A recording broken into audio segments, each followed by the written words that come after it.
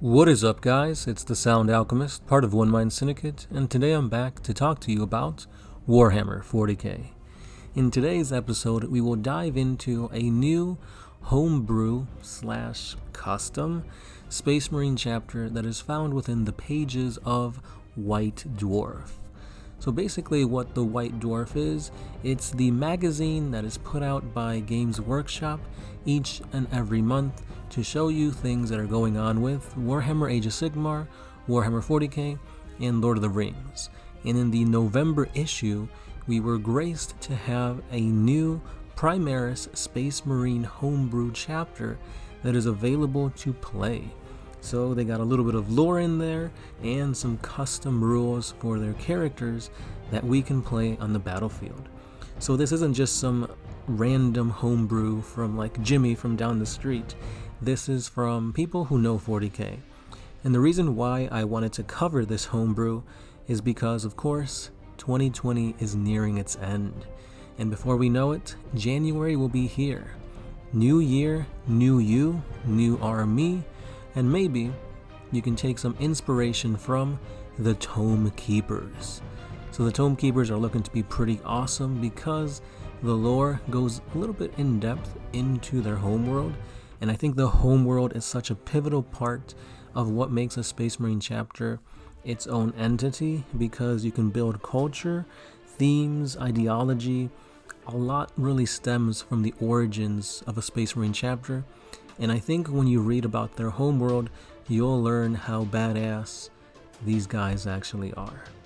Now, I myself will be partaking in this new creation of a Space Marine chapter because in the next few weeks, I will be finally getting some new Primaris Space Marine models, and I'll begin my journey to creating my new army of Primaris. So stay subscribed if you want to see the evolution of that. But for now, let's dive right into the lore on the Tome Keepers. The Tome Keepers hail from a planet known as Istroma. Now, Istroma exists in a state of perpetual suffering, scoured by baleful energy from the system's White Dwarf star. The planet's surface is heavily irradiated, save for a single large continent that survives on the dark side of the world, far away from the star's harsh glare. In addition, the planet's erratic orbit and the orbits of its two moons create periods of dramatic tectonic upheaval that alternately births new mountain ranges, or even tears open the crust of the planet to reveal seas of molten lava. Small colonies of miners exist in the barren wildernesses and deep beneath the mountain ranges, but the majority of the world's population lives on the one most easily inhabitable continent. Now, the capital city is Nivne, beneath which can be found the vast libraries of the Istroman people. The fortress Monastery of the Tome Keepers can be found towards the planet's northern pole, atop the Zatos mountain range. It is heavily shielded to protect it from radiation. So just from those two paragraphs, we can infer that the inhabitants of this world, which is where I'm assuming they get their potential Space Marine recruits, they gotta be some tough mofos because this planet is bombarded by radiation. So I'm assuming there might be a few mutations to allow the people to survive that. Or if most of the people are coming from that one continent that's protected, they're pretty hardy, pretty strong, pretty durable people, because if they can survive the radiation, if they can survive the harsh environment, then they're going to be even more tougher and durable Space Marines if they survive the process to, actually take in the gene seed and not die outright. Now, the reason why they're called the Tome Keepers is because of that vast library found beneath the capital city. Now, within the pages of this, we find the third company of this chapter, and that is one that is known as the Godbreakers. So here we'll learn about a few of their notable characters and a little bit of their rules. So let's begin with their captain, Nacion. So Captain Nacion is pretty awesome because he's got some pretty powerful weaponry in the form of a Sun Wrath pistol. This pistol is a range 12, 2-shot pistol that comes at strength 8, minus 3 AP, dealing 2 damage. So that's pretty fun, pretty awesome. If it comes into close combat, he's got a master crafted power axe, plus 2 strength, minus 2 AP, and 2 damage. He's pretty beefy when it comes to dealing out damage in close range, and he's got the Captain of the Third Company special rule. If this model is included in your Crusade army, it automatically gains the Master of the Arsenal honorific, even though it cannot normally gain any battle honors. This does not increase its Crusade points. So already, it's going to be a very flavorful army, because it's meant for a Crusade type battle. In the actual gameplay mechanics, he's got an ability called the Rites of Battle Aura, which allows friendly Tome Keeper core units within 6 inches to be able to reroll any hit rolls of 1. So force multiplier right there.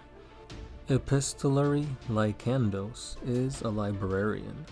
This guy is really good at denying enemy psychers because he's got the Reliquary of Gathamar Aura, which allows enemy psyker units within 18 inches of him to subtract 1 from psychic tests taken. And each time that a psychic test is failed for that unit, you roll a d6. On a 4, 5, or 6, the unit takes d3 mortal wounds. So place him anywhere near the enemy psyker, and potentially they can take mortal wounds and a fail. So they can suffer Perils of the Warp and take extra damage. That's pretty fun.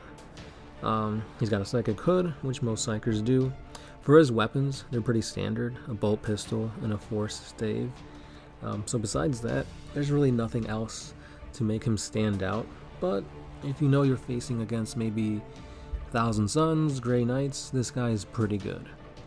And then we will be looking at the Ancient K. So this guy is your standard flag bearer. He's got the Astartes Banner Aura, which allows friendly Tome Keepers within 6 inches to add 1 to their leadership. And also, each time a model in such a unit is destroyed by an attack made by an enemy model, you roll a d6. On a 4-up, they're not destroyed. Then you basically finish making attacks with that model, whether it's shooting or if it's close combat, you fight, and then that model is removed. So it's almost like that one command point stratagem thing that allows characters to keep attacking right before they die. So it's pretty awesome, especially because it doesn't say it only affects one model. It just says each time a model dies. So put this next to some charging Marines, or put it next to a unit of Devastators, and when they go down, they got an extra chance to maybe take out a few more enemies. So that's pretty cool. Now, of course, there's a lot more information, a lot more lore on these guys. So if you find these guys pretty interesting, I definitely recommend you guys to check out the November issue of the White Dwarf. Because again, all the point values are here, all the rules are here. So if you're wanting to start a new Space Marine army and you're not sure what chapter to go to, these guys might be the one. Now, in terms of flavor, they're pretty cool, pretty mysterious. They unfortunately are a successor of the Ultramarines, so that's kind of bland. Like if you wanted to have their gene seed be mysterious or have it to be another chapter. Unfortunately, you're kind of tied to the Ultramarines, but still, these guys are pretty badass in my book. Love the color scheme. That like white bonish color looks pretty cool. And that Sun Wraith pistol, ooh, I wish that was an actual piece of war gear. But anyway, let me know what you think about these new custom chapters, official custom chapters for that matter, and let me know if you'll be playing them on the battlefield. Also, if you guys are going to be starting any new project in 2021, let me know what that is down below. And that's all I got for today. This has been The Sound Alchemist, part of One Mind Syndicate, and I will be catching you guys in the next one. Peace.